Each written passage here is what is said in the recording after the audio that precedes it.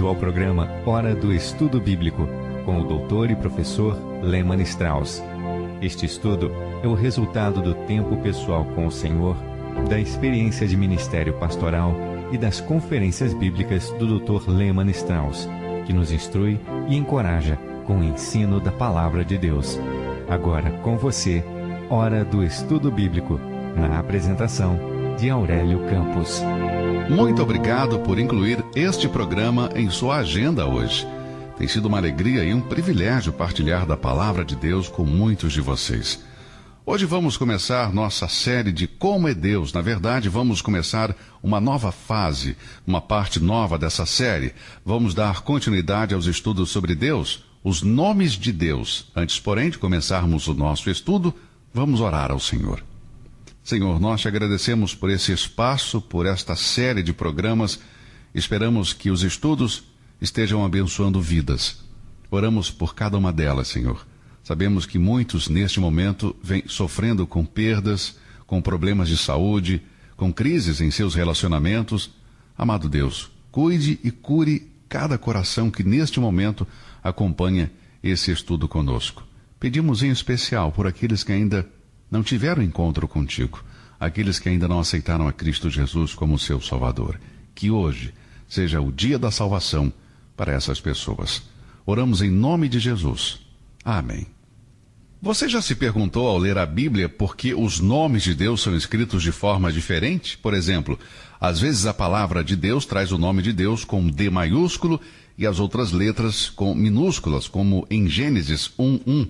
No princípio criou Deus os céus e a terra. Depois você vai encontrar uma passagem onde o nome de Deus é escrito todo em minúsculo. Não se trata de um erro de impressão. Não foi por acidente.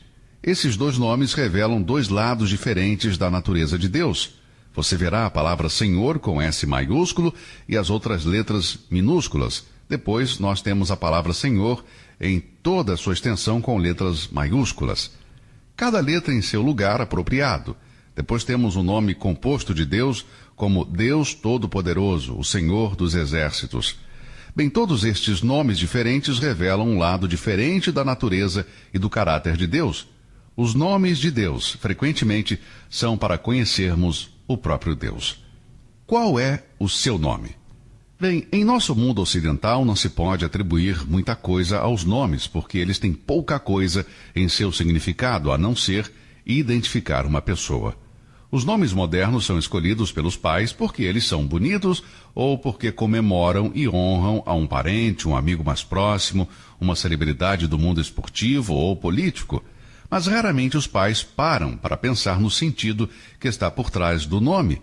Muitos anos atrás eu estava pastoreando na Pensilvânia e por um ano em nossos cultos à noite eu trouxe uma série de mensagens sobre quem é quem na Bíblia e sugeri que as pessoas da igreja submetessem seu nome para ver se ele aparecia na Bíblia, tal como Abraão ou Adão, Maria, João ou Davi, Isabel ou qualquer outro. Depois eu traçaria este nome com o nome bíblico e teríamos um significado que eu traria numa mensagem.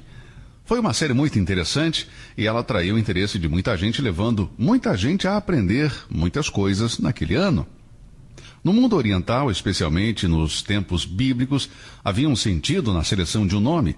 Havia um nome que se referia com um profundo desejo no coração dos pais ou que pudesse dar uma pista do caráter enquanto criança, ou até mesmo, em certas circunstâncias, servir como uma previsão profética de uma futura atividade da criança.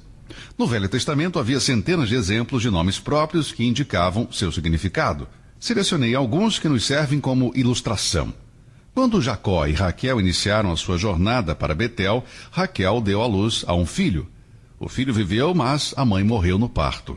Em seu leito de morte, ela escolheu o nome da criança. Ela o chamou de Benoni, Benoni, que quer dizer filho de minha tristeza. Quando Raquel morreu, Jacó entendeu que sua companheira havia sido tirada dele, e por isso ele chamou seu filho de Benjamim, significando o filho de minha mão direita. Agora, o propósito de cada escolha é óbvia. O leitor casual da Bíblia reconhece que muitos nomes e títulos dados por Deus nas Escrituras, através da compreensão destes nomes, são dados sobre a natureza e o caráter de Deus, Agora, aí está, senão, uma das muitas maneiras pelas quais podemos estudar a Deus para aprender mais sobre Ele. Novas crises e necessidades peculiares entre o povo de Deus eram chamadas por nomes peculiares. Não pode haver emergência alguma entre os crentes para o qual o nome de Deus não se aplique. Não teremos uma revelação completa de Deus nesta vida, mas podemos ter certeza de que Deus é conhecível. Isso é muito claro em Romanos capítulo 1, verso 19, onde Paulo fala do que pode se conhecer de Deus. Em outras palavras, Deus pode ser conhecido em partes apenas. Mas por que não deveríamos entender o que é conhecível? Deveríamos buscar saber o que Deus quer que saibamos sobre Ele. Assim Cristo orou o Pai para que nós pudéssemos conhecê-lo, o único Deus verdadeiro, e a Jesus Cristo que enviaste. João 17, verso 3. É verdade que podemos conhecer a Deus em parte enquanto estamos na carne. Ele nos leva a buscar o que pode ser conhecido até o conhecermos como nós somos conhecidos. Eu li um livro sobre a triunidade de Deus escrito por Herbert Stevenson, e ele ressaltava o fato de que há uma significância no frequente uso, nas Escrituras, da frase, o nome do Senhor. Para invocar o nome do Senhor era necessário adorá-lo como Deus, para louvá-lo, para buscá-lo nos momentos de angústia, para buscá-lo no momento da salvação, para nos certificar das respostas em nossas orações. Além disso, o nome de Jesus Cristo foi investido com todos os seus atributos que marcaram o nome do Senhor Deus no Velho Testamento. Era esse nome que os apóstolos saíram pregando a todo lugar. Os líderes judeus proibiram aos apóstolos de falarem ou ensinarem no nome de Jesus. Agora, quando eles apanharam por fazerem isso, eles regozijaram e foram contados dignos de sofrer pelo seu nome. Dessa forma, eles continuaram a pregar e a fazer milagres em nome do Senhor Jesus. Pelo nome do Senhor Jesus Cristo somos chamados a falar, pois Ele é tudo para nós. A Bíblia diz que Ele é tudo para o seu povo. Ele é a nossa salvação, nossa redenção, nossa justificação, nossa santificação e nossa glorificação. Nos alegramos no nome do Senhor Jesus e nos angustiamos quando ouvimos o nome do Senhor em vão. Coisa terrível é ouvirmos a blasfêmia com relação ao nome do Senhor Jesus Cristo. Bem, há muito sobre o nome de Jesus e vamos estudar agora. Os nomes de Deus podem ser divididos em 3 classes. O primeiro deles está no que chamamos de nomes primários. Este é o nome de Deus escrito com D maiúsculo e o resto com minúsculas. Depois há a palavra Senhor com todas as letras maiúsculas e a palavra Deus com todas as letras maiúsculas também. Temos os 3 nomes primários. Há também 2 nomes secundários. Eles se compõem da letra hebraica L. Estes são os nomes de Deus Todo-Poderoso, Deus Altíssimo e Deus Eterno. Depois temos 9 nomes compostos de Jeová e vamos vê-los mais tarde. Queremos começar com o primeiro dos nomes primários de Deus. Estes 3 nomes são os nomes primários de Deus. Senhor, com a letra S maiúscula e as outras minúsculas, e Deus com a letra D maiúscula apenas. Senhor e Deus com todas as maiúsculas. Elas vêm de 3 nomes primários do nome de Deus na Bíblia. Estes 3 nomes nos são dados numa simples passagem da oração de Josué. Josué capítulo 6 ou Josué capítulo 7, versos 6 a 8. Josué rasgou suas roupas e lançou-se em terra diante da arca do Senhor.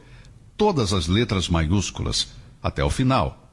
Ele e os anciãos de Israel colocaram pó em suas cabeças. Josué disse, ai de mim, ó Senhor Deus. Agora, um segundo uso da palavra Senhor com S maiúsculo e o resto minúsculo. E a palavra Deus, em todas as letras, estão em evidência. Josué disse, então Josué rasgou as suas vestes e se prostrou em terra sobre o seu rosto perante a arca do Senhor até a tarde, ele e os anciãos de Israel. E deitaram pó sobre as suas cabeças. E disse Josué, ah, Senhor Deus, por que com efeito fizeste passar a este povo o Jordão para nos entregares nas mãos dos amorreus, para nos fazerem perecer? Antes, nós tivéssemos contentado em ficar além do Jordão. Ah, Senhor, que direi? Pois Israel virou as costas diante dos inimigos. Agora leia estes versos em sua Bíblia, Josué 7, versos 6, 7 e 8. Olhe a diferença na grafia dos nomes Deus e Senhor. Você verá que nesta passagem temos um aspecto diferente na natureza de Deus em cada ocasião. Assim, os nomes de Deus revelam a natureza e o caráter de Deus. Assim, é muito importante entendermos o sentido desses nomes. Vamos olhar primeiro estes nomes primários de Deus. O primeiro é Deus, grafado com D maiúsculo, e o resto com letras minúsculas. Essa é a tradução do hebraico Elohim. Ele aparece no livro de Gênesis, verso 1. No princípio, Deus criou os céus e a terra. Ela aparece não menos que 2.500 vezes no Velho Testamento e 32 vezes no primeiro capítulo de Gênesis. Esse nome, que se escreve E-L-O-H-I-M, é derivado de duas raízes, E-L-L, que significa forma ilimitada, energia e poder, e a palavra Alá, que quer dizer fazer um pacto. Estas duas raízes, El e Alá, quando colocadas juntas no nome Elohim, querem dizer força infinita e absoluta confiabilidade. Sim, somos apresentados ao Deus da Bíblia como alguém para quem nada é impossível. Ele sempre guarda a sua palavra. Elohim é aquele que é forte e fiel. Assim, quando você esbarrar no nome de Deus grafado com D maiúsculo e o resto minúsculo, pense sempre no nome Elohim, o forte e fiel. Como já disse antes, encontramos este nome no primeiro verso da Bíblia, em Gênesis 1:1. No princípio criou Deus os céus e a terra. Agora você pode ver a força e fidelidade. Qualquer um que quisesse criar o universo teria de ser forte e fiel. Para aqueles que continuam a ler Gênesis, capítulo 1, verso 1, não tenta resolver nenhum problema científico, mas estabelece o poder e a fidelidade daquele que criou o universo. Sabemos que Moisés recebeu esta informação por divina inspiração. Elohim, que é um dos nomes de Deus, deve ser considerado com toda a reverência e temor, pois esse nome sugere força e poder. É a divina onipotência, o primeiro e essencial tributo da divindade, que nos confronta bem no princípio das Escrituras. Na criação vemos o poder de Deus. Na providência vemos a sua fidelidade. Vamos ver que Deus não apenas criou o universo com o seu poder, mas ele nos colocou juntos para que víssemos sua fidelidade. Imagine o que aconteceria se duas estrelas colidissem, ou se a Terra saísse de seu curso e fosse arrastada para o Sol e nós derretêssemos com o calor atômico do Sol, ou se a Terra fosse arrastada para longe do Sol e morrêssemos congelados. Percebeu o sentido da palavra Deus? Meu amigo, jamais tome este nome em vão, sem temor, sem tremor. Deus, Elohim, é forte e fiel. Aquele cuja mão forte sustenta todas as coisas. Hebreu, capítulo 1, verso 3. Há bilhões de estrelas, planetas e planetóides, muitos deles milhares de vezes maior do que a nossa Terra, e eles se movem em grande velocidade. Ainda assim eu penso, elas jamais colidem? Por que não? Simplesmente porque Elohim, Deus, foi quem os criou, e também os controla e os mantém. Ele é quem é forte e fiel. A maravilha da criação de um arquiteto e um construtor. De fato, concordamos com o salmista. Os céus declaram a glória de Elohim, de Deus. Salmo 19, verso 1. Você sabia que há 6 trilhões de átomos em apenas 1 grama de urânio? Levaria 1 milhão de anos para juntá-los ali. Mas como eles chegaram ali? E como eles não explodem? Ninguém senão o próprio Elohim, o forte e fiel, o Deus da Bíblia, o Deus de Gênesis capítulo 1, verso 1, que no princípio criou os céus e a terra. Temos aqui uma observação interessante. Este nome Elohim é um nome plural. Vejo isso no fato de que a Trindade é uma pluralidade de pessoas. Por exemplo, você pode ler isso em Gênesis capítulo 1. No princípio criou Deus os céus e a terra. Interessante que ele fala nós. Você alguma vez já notou isso em Gênesis capítulo 1? Deus disse, façamos o homem à nossa imagem e semelhança. Deus não estava falando dos anjos. Os anjos não criaram os homens. O Pai falou com o Filho e com o Espírito Santo. Tudo isso é consistente com a visão de Deus. Deus é uma triunidade. Ele é um Deus tripessoal de Deus, porque há 3 pessoas dentro da Trindade Santa. Lembre-se de que o nome Elohim é formado por 2 palavras, uma com o termo Alá, significando um juramento. Vemos nele um Deus que sempre guarda seu pacto com o homem. O próprio nome Elohim quer dizer aquele que jurou e que vai fazer. Isto é ilustrado para nós no pacto que Deus fez com Noé.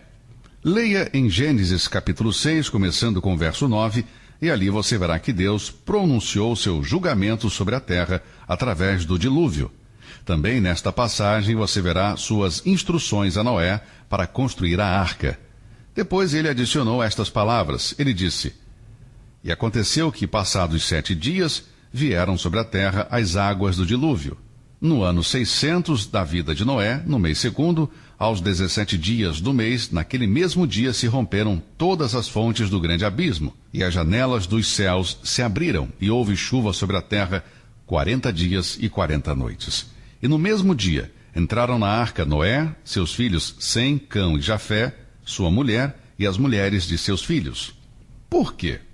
Porque quem prometeu a ele, aquele que fez com ele um pacto, era o Deus da criação, Elohim, o forte, o fiel.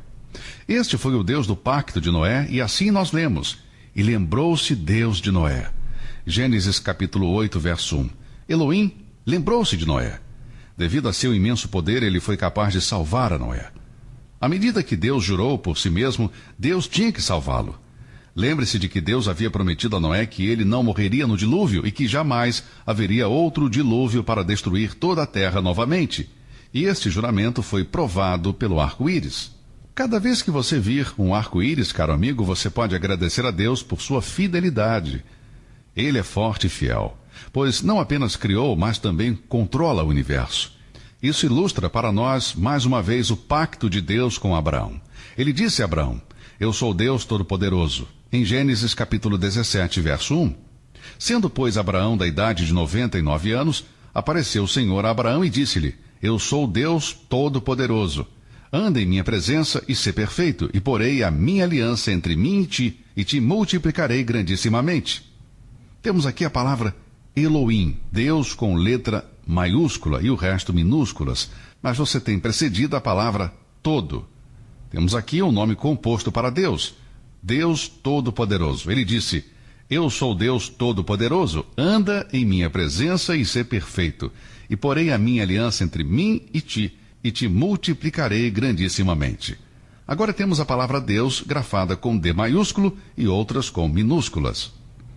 Isso vemos em Gênesis capítulo 17, versos 7 e 8. E estabelecerei a minha aliança entre mim e ti, e a tua descendência depois de ti, em suas gerações, por aliança perpétua, para te ser a ti por Deus, e a tua descendência depois de ti. E te darei a ti, e a tua descendência depois de ti, a terra de tuas peregrinações, toda a terra de Canaã, em perpétua possessão, e ser-lhes-ei o seu Deus. D maiúsculo e o resto em minúsculo. Eu serei o seu Elohim, o forte e o fiel. Agora, queridos, quem é o dono da terra da Palestina? Bem, não sou pró-judeu e antagonista aos árabes, nem sou tampouco pró-judeu e pró-árabe. Acho que há gente boa entre judeus e entre árabes, e jamais poderia odiar um ou outro, mas tenho que ficar com a Bíblia. A terra da Palestina pertence a Israel. Veja que Elohim fez um pacto com Abraão, o forte e o fiel. Aquele que criou a terra da Palestina, disse a Abraão: E te darei a ti e a tua descendência depois de ti, a terra de tuas peregrinações, toda a terra de Canaã, em perpétua possessão, e ser-lhes-ei o seu Deus. Deus já jurou que ele preservaria os judeus e que ele preservaria a terra para a posse dos judeus. Os termos do convênio são claramente definidos aqui. Foi Deus, Elohim, quem se colocou sob juramento. Tem havido milhares de tentativas por parte do homem para aniquilar os judeus e tirar deles a terra, mas, queridos ouvintes, Elohim já jurou a Abraão e ele tinha que fazer isso. Deus confirmou seu pacto com Jacó em Gênesis capítulo 28, versos 10 a 15, e foi esta segurança que manteve Jacó firme nos próximos 20 anos. Você já se perguntou por que Jacó continuou confiando em Deus? Foi pela fé em Deus. Ele cria em Deus, o forte e fiel Deus. Não raro lemos na Bíblia que Deus se lembrou. Você lê em Gênesis 8:1, em Gênesis 19:29, em Gênesis 30, verso 22, há uma frase inovadora aqui: e Deus se lembrou. Eu gosto muito todas as vezes que encontro isso na Bíblia, como é encorajador conhecer a Elohim. Deus que manteve a sua palavra, guardou a sua promessa com Noé e com Abraão, com Isaque e com Jacó, é o nosso forte e fiel Redentor. O Elohim do Velho Testamento não é ninguém menos que o Senhor Jesus do Novo Testamento. Esta certeza do cumprimento das promessas que Deus fez está ligada ao próprio caráter de seu nome, Elohim. As circunstâncias podem evitar que o nome cumpra as suas promessas, porém, jamais com relação a Deus. Cada promessa de Deus será cumprida desde o princípio. Todas as promessas de redenção terão seu cumprimento em Cristo Jesus. A palavra fiel é uma palavra interessante. É um adjetivo verbal que quer dizer confiável, dependente. O Deus da Bíblia é um Deus fiel, um Deus confiável, em quem podemos confiar. Nem sempre podemos confiar nas pessoas, mas, amados, sempre podemos confiar em Deus. Na próxima vez em que estiver lendo a sua Bíblia e você se defrontar com o nome de Deus com letra maiúscula e com as outras minúsculas, lembre-se de que a tradução de Elohim é o forte e fiel. Aquele que criou você é aquele cuja promessa deve ser guardada porque ele é confiável. Pode-se depender. O Deus de confiabilidade, o Deus da Bíblia, não é nenhum outro que o Deus e Pai de nosso Senhor Jesus Cristo. Ele é o meu Deus. Será que ele é o seu Deus também? Se é, caminhe em fé e confie nele. Ele é um Salvador maravilhoso e você não pode seguir adiante sem ele.